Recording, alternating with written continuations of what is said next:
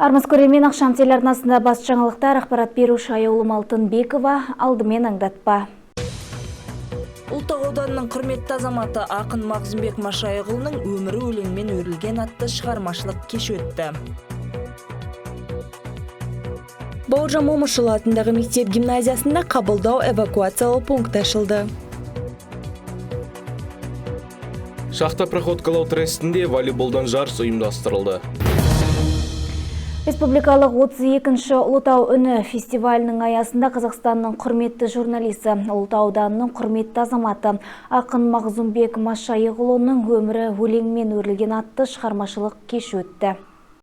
Қаламгердің 85 жас мерейтойының құрметіне орай ұйымдастырылған салтанатты кеште Ұлытау облысы әкім аппаратының басшысы Абзал Жайлыбаев, өңір басшысы Берік Әбдіғалиұлының құттықтау хатын оқып, ықылас гүлін жеткізді. Одан бөлек Ұлытау ауданының Сәтпаев қаласының әкімдіктері, Ұлытау газетінің ұжымы, замандас достары да ақынға деген ыстық лебізін білдіріп, ақжарма тілектерін жеткізді.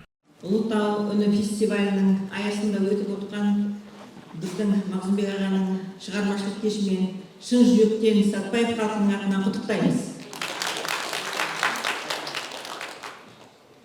Мен құттықтау хат біздің Сәтпаев қаласының міндетін атқарушы, әкім міндетін атқарушы Алматы Өмірзағұлының жіберген құттықтау хатын оқып беруге рұқсат етіңіздер.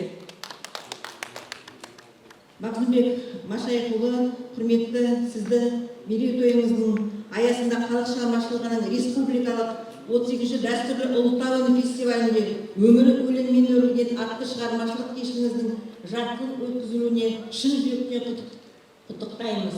Сіздің Ұлытауда ұлар бар. Сен мен үшін ақ қанат періштем едің. Жүректе ұят ар болсын.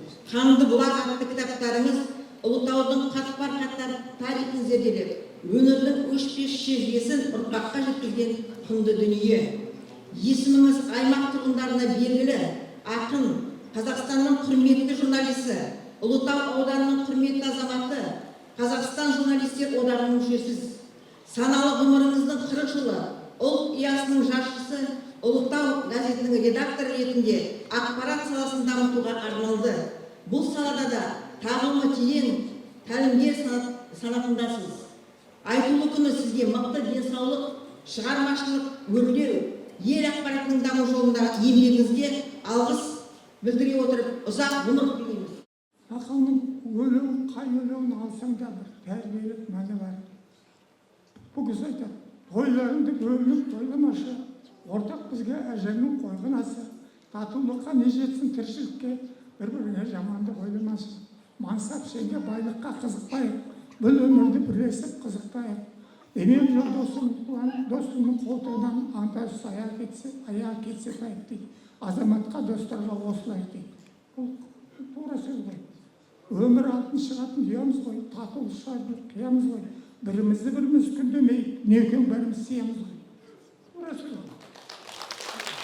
Осындай ақылмен неге мен жолдас болмайын? Неге мен оғысын сыйламайын?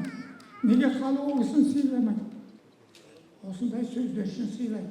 Бірақ бізде кейде бүгісінің жаңағы шығармалары аз тиражбен шығады да көпшілікке қолы жетпейді. Жиында Ұлар әдеби клубы мүшелерінің ақын балалары мен немерелерінің орындауында ақсақалдың өлеңдері оқылып, өлеңіне жазылған әндер шырқалды. Келгенімді жалғанға білер ұрпақ, өшпейтіндей артымда қалса соқпақ. Олай болса, мен осы не тындырдым, не нәрсені бүтіндеп не сындырдым. Мағзұмбек Машайығұлы Ұлытау өңірі газетінде алдымен журналист, 35 жыл бойы бас редактор қызметінде жүріп, басылымды басты ақпарат айнасына айналдырған тұлға. Алтынгүл Төлегенова, Құрмет Қожахметов, ақшам телеарнасы, Ұлытау облысы. Бауыржан Момышұлы атындағы мектеп гимназиясында құрылған қабылдау эвакуациялау пункті Жезқазған және Сәтпаев қалаларының оқушыларын қабылдады. Кездесу ұйымдастырылып, қоғамдық тәртіпті сақтау, есепке алу және тіркеу, көлік тобын толықтыру және жөнелту сынды жұмыстар көрсетілді. 2024 жылы 3 маусымда Сәтпаев қаласының білім бөлімінің Бауыржан Момышұлы атындағы мектеп гимназиясында Ұлытау облысының білім басқармасы республикалық маңызы бар қабылдау эвакуациялау пункті ашылды. Мектеп қалалық және облыстық деңгейде біршама рет төтенше жағдай кезіндегі іс-әрекет үлгісін көрсетіп, осы шеңберде топ бастықтары мен қатысушылары өз міндеттерін нақты, әрі кемшіліксіз орындаған болатын. Сондай-ақ бекет бірнеше қажетті, яғни медициналық үгіт-насихат, халыққа психологиялық көмек көрсету кабинеттері жұмыс жасайды. Облыс пен қаланың қабылдау комиссиясы бұл бекеттің жұмысына өте жақсы деген баға берді. Аралым Шакарманова, Айбек Өмірәлі, Ақшам телеарнасы, Сәтпаев.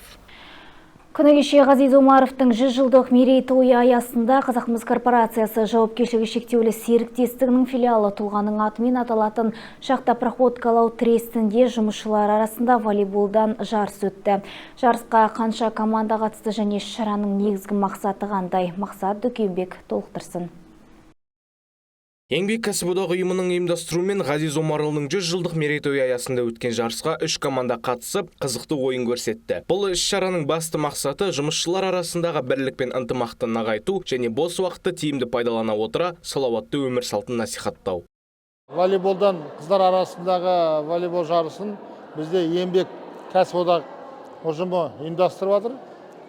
Мына енді бұның несі 15 майда біздің Ғазиз Омаровтың туған күні болған.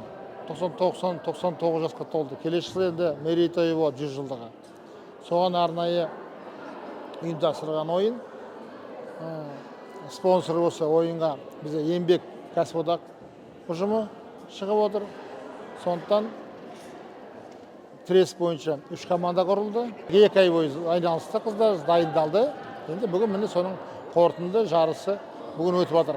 Волейбол әр қатысушыдан дәлдікті, ептілікті және күшті талап ететін динамикалық командалы ойын. Тартысты бәсекеде командалық дайындықты, жеңіске деген жігерін көрсетті. 100 жылдық мерейтой шеңберінде өткізіліп жатқан ойында ұйымдастырушылар кіл мықтыны анықтады. 3-ші орынды Ақжол командасы иеленді. 2-ші орынды Нон-стоп командасы қанжыларына байлады. Ал 1-ші орынды Құлпынай командасы жеңіп алды. Жеңімпаздарға дипломдар мен 50 мың, 75 мың, 100 мың теңге көлемінде ақшалай сертификаттар берілді.